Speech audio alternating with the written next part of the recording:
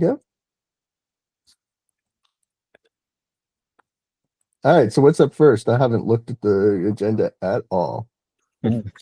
Oh yes, first I put down yesterday. So I actually ran what is it, like a Claude prompt to update the documentation based on everything in the repos. It actually like spit out something that I think is like pretty accurate. I don't know if you guys want to like take a look and review it, if there's like parts in there that's not accurate or not. I think like the prompt also said like there's some stuff that requires action that I'm not sure if it did or not. But yeah, I just wanted to bring that up. Okay, that's interesting. That sounds like an hour or two of work. Yeah, that it did pretty fast. I think it did like 5 or 15 minutes. Yeah, but it did take like an hour to review it. Oh. I don't think it changed that much, but yeah, hopefully it's not too bad. Yeah, that was one thing I was going to suggest about that PR is, yeah, probably all the work that it did is in the 80 to 90% correct, but it might be easier for all of us to discuss it if we separate it out into, one file at a time, PRs or something like that, so that it's not so overwhelming. Okay. Yeah, that's. I mean, I know everybody's excited about reviewing Markdown too. You don't have to review it in the Markdown. You can review the results. Right. No, I just mean more like you're checking a different kind of this is a different kind of review than reviewing code, right? Code, you're like, is it doing the thing it's supposed to be doing? This is like, oh, is this correctly represent what we're doing? It's like yeah, and like do the links actually link to things in the Markdown? Mm-hmm.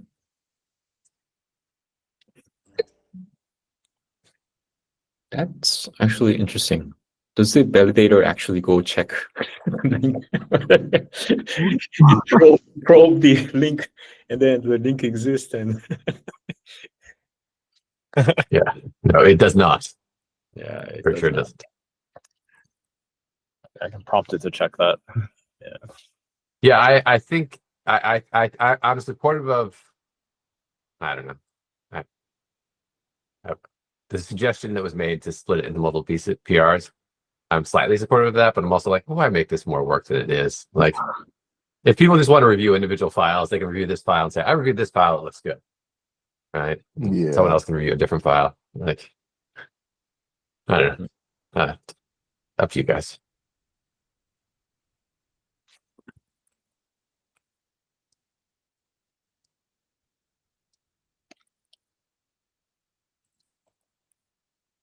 We want to move on to the next thing? Sure. I had put something down which is related. I might have jumped other people's stuff, but I did get called out by motion in the thing. But I doubt anyone's going to disagree with this. I just wanted to raise it, which is that my experience with myself reading the documentation and then also seeing other people read the documentation is that it's a bit challenging, the tutorial that's given, if you don't have experience with these sorts of query systems beforehand. And so I thought an enhancement to the documentation could be to do something very similar to what exists, right? Take this example SQL string and here's how you turn it into Substrate, but do it with just significantly simpler SQL queries, like a simple select star from table, and then kind of iteratively build up to more complicated things. And instead have the current example be more like the end thing instead of the beginning thing, because it incorporates a lot of stuff right off the bat, joins, aggregations. Yeah. I think that's a good idea. I mean, personally, for me, it's pretty straightforward. I just started from the beginning and then just read through the entire thing, and then it's fine. Well, yeah. I mean, How many years? How many years of query plans have you been looking? Have you been looking at query plans? Yeah, 10 plus year. Then Exactly. Because the problem that we're experiencing is that most people don't want to think about Substrate. From their perspective, Substrate at our company is just the API that someone, which is basically me and my team, are forcing other people to use. And they want it to just be a thing they send and they don't think about that much. So for those people, it would be nice for it to be as easy as possible. So then that's actually talking about the different types of documentation. You are Yeah. more of like API user guide or like, yeah. So, and clearly there is, I think it's a nice, say, overview kind of things to describe some basic concepts. That would be probably nice. So maybe that could go into this like simple, say, user guide or get started. Yeah. But I think it's a great idea to have that. Yeah. I mean, it's Yeah, I kind mean, of a. Oh, go ahead. I mean, I did spend some time a couple years back trying to make the documentation more approachable. The best I could do was to get the call to action to go to the tutorial. So yeah, anything we can do to make the documentation more approachable is good. The only thing I worry about is about changing the tutorial, is that the tutorial is already long, and making it longer just to simplify it doesn't seem like it would make it harder for it to be as useful for people who needed it as a reference. Well, I'm imagining that you could have sort of a forking behavior. Maybe the tutorial there's options. One of the options is, I have no idea what a query plan even is. And then you go into the much more simpler babying tutorial that introduces you to some of these concepts one-on-one. And the other option is, I'm Young Chol. I've worked at this for 10 years. This stuff, reads like English to me. And then, you get the very quick and dirty. I mean, not dirty, but I quick would just and dense. in that case just have multiple tutorials, right? I mean, Yeah, that's what I mean. It would Yeah. be a separate page to be like basic plan instruction or something. It sounds like you're kind of like drafting one of the O'Reilly animal book about the substrate. Yeah. I want to contribute 1,000 pages of documentation. So I hope you're all excited to review it. Yeah. ChatGPT will review it or Copilot. All I was going to say before is that this is probably a fairly low priority thing for me in terms of my priorities at the present moment, but it is a thing I want to do. So I hope to get around to it eventually, but it might not be immediate. Yeah, sounds good to me. Cool. I think I'm up again next. We were talking about modeling Lambda functions in Substrate at Datadog because we're trying to represent some Trino SQL queries in Substrate, and they support like functions that take in like Lambda functions as arguments. I think I posted in like the Slack yesterday, but I wanted to discuss in person too, like what you guys think is the right approach to this. I feel like there's been discussions and ideation that occurred on this, and then we didn't get it to actual implementation.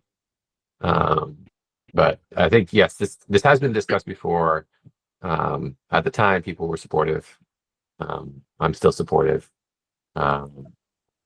Yeah, I think we talked about it as another expression type. David, was it you that were you talking about that? I remember that discussion, but I don't remember who was part of the discussion. I don't think I would have come up with it, but I certainly was part of the discussion. It makes sense just to like, I don't know, make a proof of concept and open up a PR. Yeah, start with straw man or something like.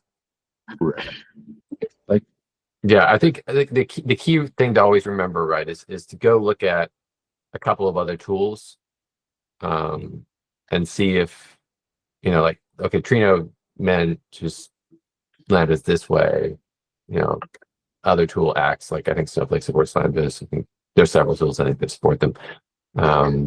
Look at a couple before you go too far, to see if there's like, oh, well, this one's actually a more generic version of this or whatever.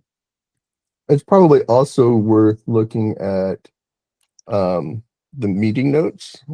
There's a discussion back on March 29th of 2023 about it, specifically lambdas is in the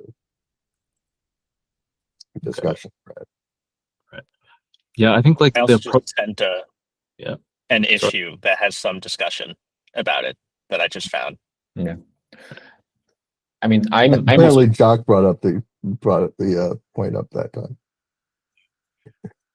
I'm also supportive to Lambda, but like slightly from different perspective. Like I want a way to chop up some very big scale expression into some reusable units.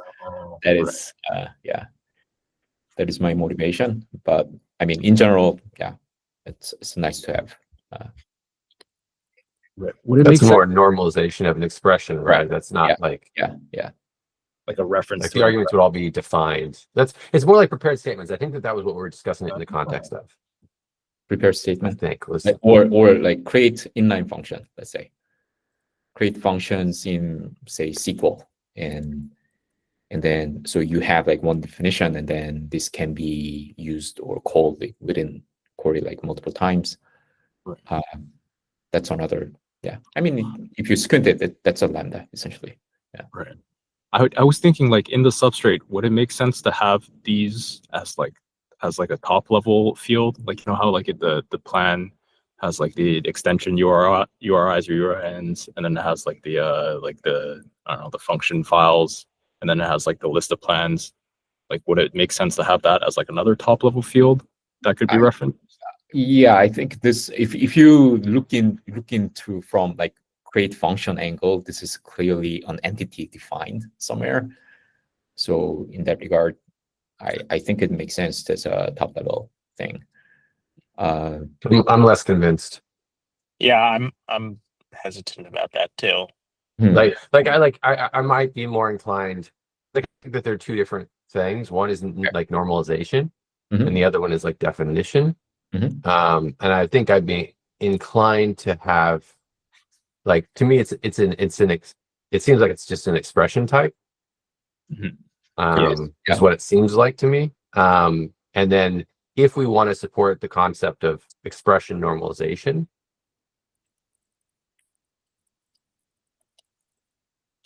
I don't know. I'm trying to think about it.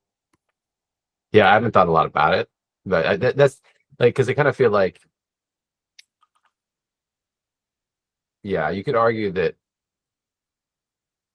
normal resolved expressions are.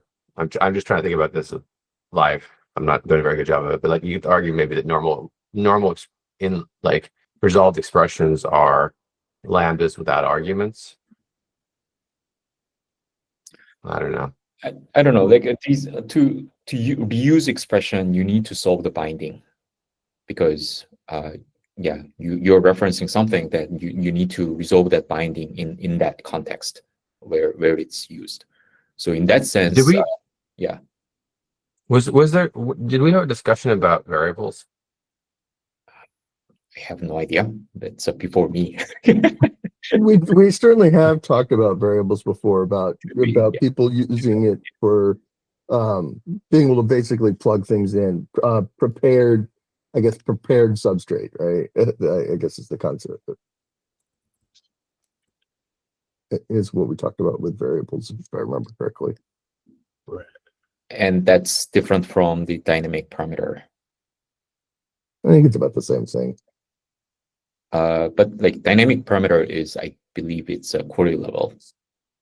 But lambda or like normalization perspective, it is not query level. It depends on the context. So Oh yeah, that's true. Yeah, like if you have like Well, select. but if you define, but you could define a lambda. Yeah, no, it's different.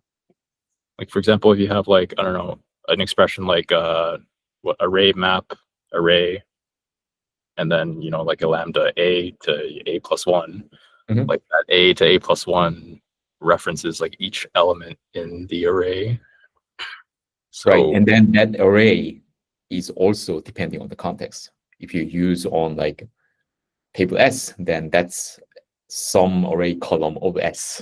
If you use it with R, then it is some array column of R. So it is different. Yeah. But it doesn't have to be. It- You could make the rule that it only can be done with with particular types. I guess that reduces the ability of it to be as useful. right, it'd be more specific, less generic. You- Yeah. So I don't think like we need to design here. So Yeah. sorry. Well, it seems very Carbosian, who's your first reviewer, though. I mean, I think Tool seems like he's thought a lot about this stuff. So Yeah, Yeah. I was Uh, just wrapping my head around the concept and thinking how to express it in Substrate. Yeah, I just wanted to like I don't know, pitch some ideas. I will just Yeah. say that I definitely don't know nearly as much about this stuff, but my gut reaction to imagining lambdas defined at the top level, similar to extension URIs and whatnot, is you might as well just put a name field in that message. Then it's now a global thing, and thus it doesn't really feel like a lambda. It just feels like a function. Like to me, a lambda is Well, inherently a thing which is defined in the place it's used. Yeah, no, I think that's I kind of feel a little bit the same, which is like I'm not sure that generalizing it to like, hey, a lambda is simply an inline function.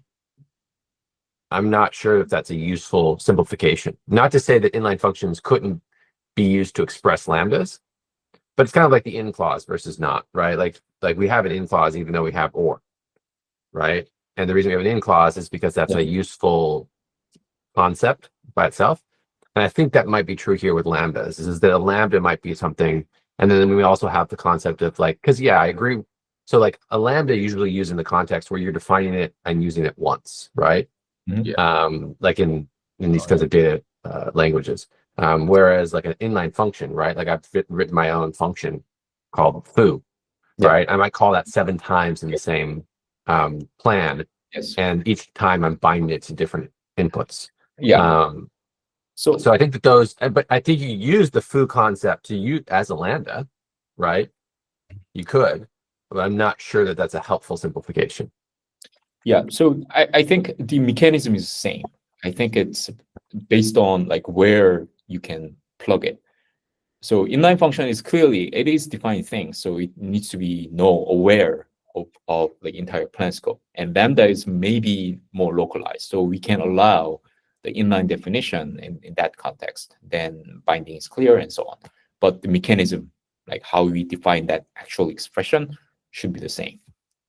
That's all I'm saying. Yeah. But then I think the third thing is, yeah, and this is, I don't know if we broke it down, but like that, the concept of how A is bound, like in that example of the like array over, a thing looping over an array or whatever. Feels like even another concept. I don't know. Well, the question is, Like- where are we dealing with it, right? If we're dealing with it in the Substrate protos, it's different than if we're dealing with the Substrate camel. And the older documentation or older discussion looks like it's talked a lot about putting it in the YAML. And then it's just acting sort of like a macro of sorts. Then the binding hasn't happened yet, so it's much easier to do. Ooh. But this, I think, an example that Boshin's talking about, it can't be in the YAML. Yeah, right? Because it's at query time, and at least I think most everybody's systems right now don't work with the YAML at query time, like runtime. True. Anyway, yeah, I think that the high level here is yes, people are very supportive of it. It definitely feels like a new thing. It has a lot. It seems very related to concept of inline functions. Mhm. I've felt in the past that it feels a little bit like it's also related to prepared statements. Yeah. Maybe not. I don't know. So those are other things to think about a little bit as you're working on it. Right. Should we try to like generalize it to be like compatible with how we would design prepared statements too, or like should I treat that? Well, it could be something like, like the representation of the expressions and how we say that the parameters exist in the expressions is something that's generalized, but then there are three entities that can be contained in. It can be contained in a like an inline lambda expression. Mhm. It could be the concept, and so like it could be that there's an inline function which is defined at the plan level. Mhm. And those both use the same sort of expression tree representation with binding concept or something like that. Yeah. And then like in a prepared statement, maybe it's that the argument, like the dynamic field concept or whatever you want to call it, is in the expression tree the same way as it is in those other two concepts, but it's actually just in the plan and then defined at the top level, like, hey, there's these dynamic fields or something like that. Like that, like a lot of the primitives are the same, but the envelopes are different in the three cases or two of the cases. I'm not sure. I'm hand waving here a little bit. That's true. I guess like a prepared statement variable is just like an inline function that returns itself or something. In a way, yeah, I can see that. Well, it is and it isn't, right? Because the prepared statement's at the relation level, like at the plan level, as opposed to at the expression level. But the expressions that are dynamic are at the expression level. Yeah. So we don't have. Do we have dynamic fields right now? I'm going to ask a dumb question here. I don't think we actually got to it. It's the first thing that's in the proposed document. Is adding documentation for dynamic parameter binding. Dynamic parameter, yeah. We have that, yes. Yeah. Okay. Yeah, I remember having conversations about it. Problem is that we have conversations about this stuff, but then sometimes it doesn't happen. So,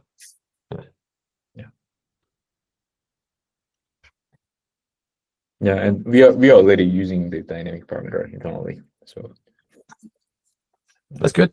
Yeah. Let's change it then. Change it twice. We're good at that. Hey, we can make this better. That's the problem with not having enough consumers. You get a little too creative with your backwards incompatible changes. I see. Okay, so we already have dynamic parameters. Yeah, maybe build on that. Okay, I'll try to maybe do something and share something. Submissions for new members. Yeah. That sounds like a jock topic. I think well, I think that the person who proposes the new member is also when they send out the vote are also responsible for setting the permissions for the new member. Okay. I could so I believe well, at least the intention is that all SMCs have the same permissions. And so any SMC can add people to the GitHub repository or remove them or change any of the steps. Right. But I'm also happy to do it. So you need to be added to the SMC GitHub group. Is that right? And then Ben, you need to be added to the committers group. Is that right? Okay. Yes.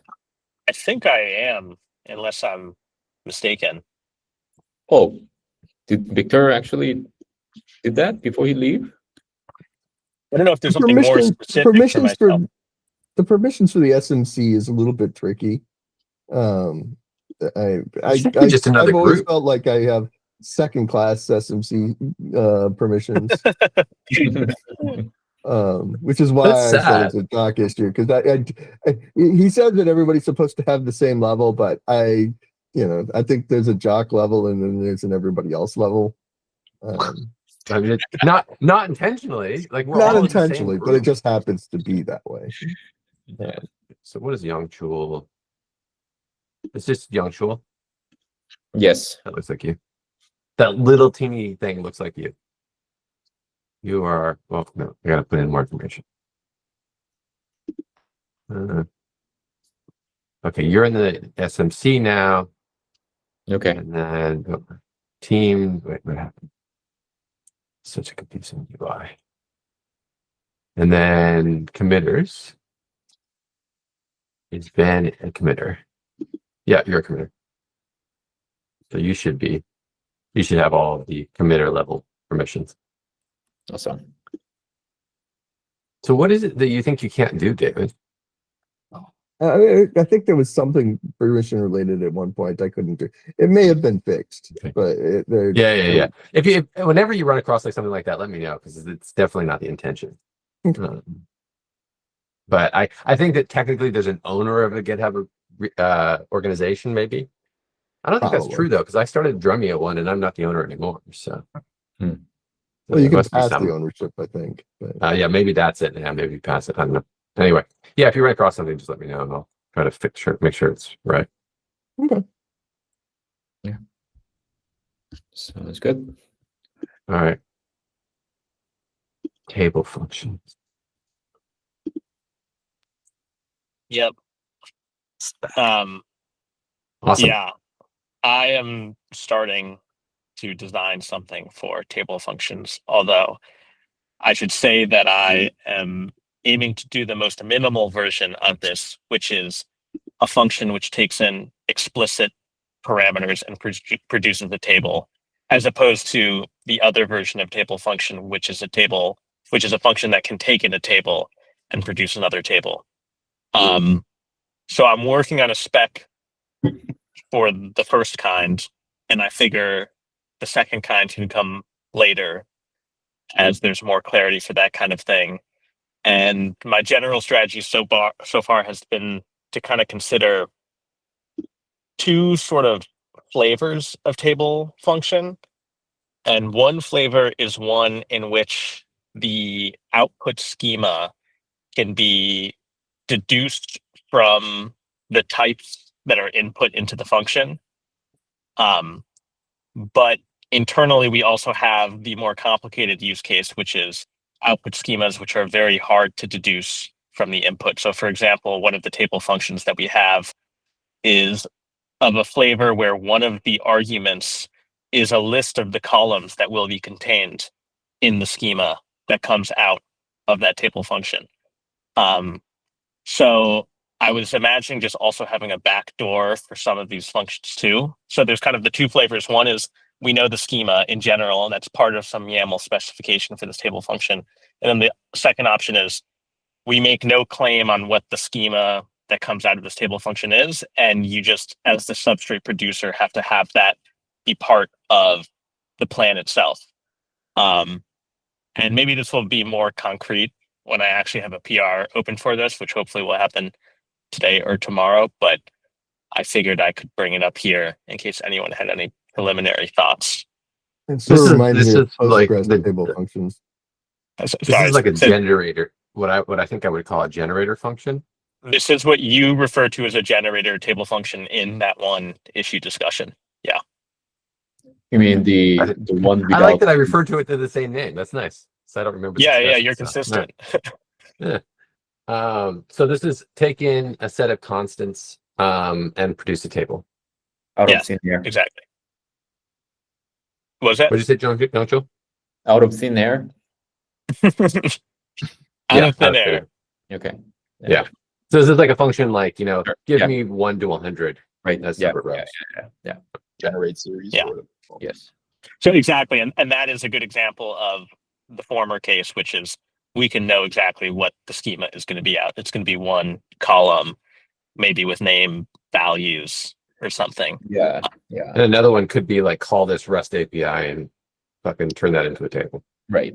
Yeah, exactly. And who knows what comes out of that. So that's just kind of a mystery output. Right. So, I mean, I have worked on a system that called Scope, and that was my first job, and it was like full of user-defined functions, and there are like varying degree of spectrum that what you can do with the user-defined operator.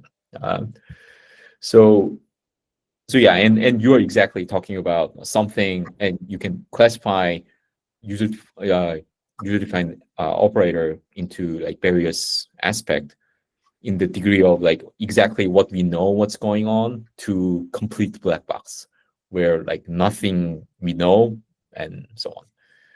So I don't know, like maybe if you can, maybe you can read review some of those like past literatures and then learn some, get some like how people actually done in the past, and that probably give you a good idea about like where to start. But you can also force people just to provide the output shape, and if the output shape that was doesn't match, what I then was it's an going to say error. too. right, yeah. I mean, in your example, Ben, do you think that it would be reasonable? This example where you're saying like the arguments are like, it's like, a comma delimited list of like column name, colon type or something like that, right? I think it could be reasonable to say, let me ask you what you think about the idea of saying that in the case that you're pushing that into Substrate, that may be fine as an argument, but you need to pass an extra argument into Substrate's definition, which is the actual output type in Substrate format. Like you got to do that translation as part of the generation of the plan so that the rest of the plan is consistent. I think that's perfectly makes sense. And maybe for slightly savvier consumer, you can always hint that, hey, by the way, this thing is actually the same thing from the input. That is what actually the scope actually did as a hint. So you can specify like certain input columns are passed through, so it doesn't change at all. And we also had a lot of users actually wrongly hinting these pass-through things and causing, basically shooting their foot by themselves. Yeah, but I think that's basically the direction. I mean, it's in the end like it's user defined, so you have to tell us like what's your outputting. And then we can discuss putting lambdas on top to make it easier. Yes, yes. Yeah.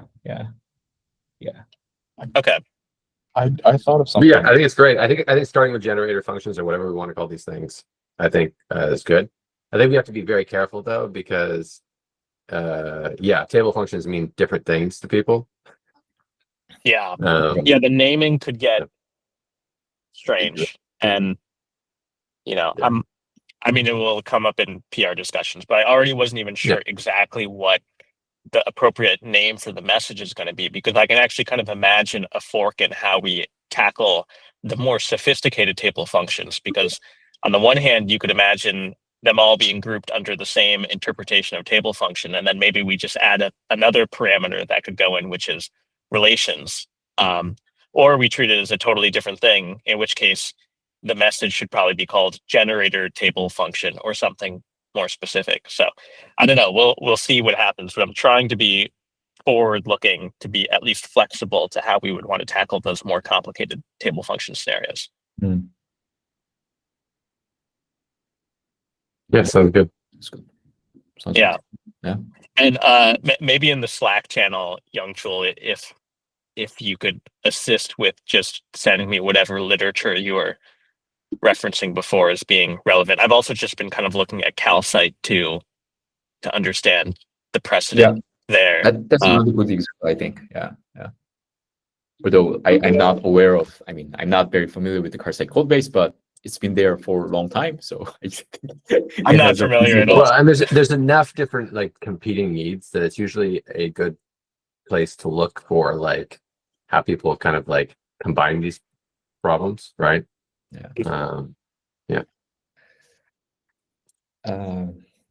Yes. So I'll send a link to you on Slack. Awesome. Thank you. I have a maybe controversial thought for these generator table functions. If we give users I guess the option to define the output schema like in the protobuf message itself, is there a need to have like a version where like the YAML file defines the output schema, or can we just say like all of them? Yeah, I thought about that, and I think that is still a reasonable opinion. But the reason why I thought it would make sense to have a version where the schema is specified is there are cases that I think it does seem natural to say this is a standard thing, and we know what the output is going to look like. An example being the sequence function, the sequence table function, which might take in a start and an end, and then just produce one column, which is ints or maybe in 64s or whatever. Although I guess we would be taking a position on what the name of that column would be, and that would be fixed. So I don't know. I can see a case for what you're saying, but the goal of Substrate is to make the semantics as clear as possible. And I thought if there's opportunity to say, actually, this one is just one thing. So one small thing, name doesn't matter actually. Does it matter? Yeah. Yeah, it doesn't matter, right? The offset that's matter in the Substrate world. It just matters in the documentation, I guess. That's fair. That's Okay, yeah, that makes sense. Yeah, for like stuff that's standardized across all the dialects and stuff, then it makes sense to just provide people with a definition that already exists instead of people having to redefine it every time they write their own. Yeah, and my hope is that that would kind of imply a sort of subtle encouragement to say, hey, if it's just going to have the same schema every time, then you should make that clear and document that inside the extension. But of course, if it's not, like in the case that is coming up for us internally, Botion, then that is what it is. I mean, there's nothing you can do. But just kind of saying, by the way, you can specify it, and that would be good to make it clear what it's going to be. Makes sense. Yeah, but I mean, I kind of, I think that the library of functions that are common is still something that's useful in these cases. The out-of-box support. Oh yeah, by the way, I want to introduce everyone to Alec, who is also working with us, and the three of us are actually in the same booth now. So we probably should have got that room. Next time. Yeah, I saw the background was matching, and I wondered. Yeah. I am in a booth in a different city, despite having in the same make of booth, but It's good to see that you guys are consistent in your booth purchases. If it was Microsoft, it would be different purpose. Yeah. Yeah, we go to the office in France, it's still the same booth. It's international. Interesting.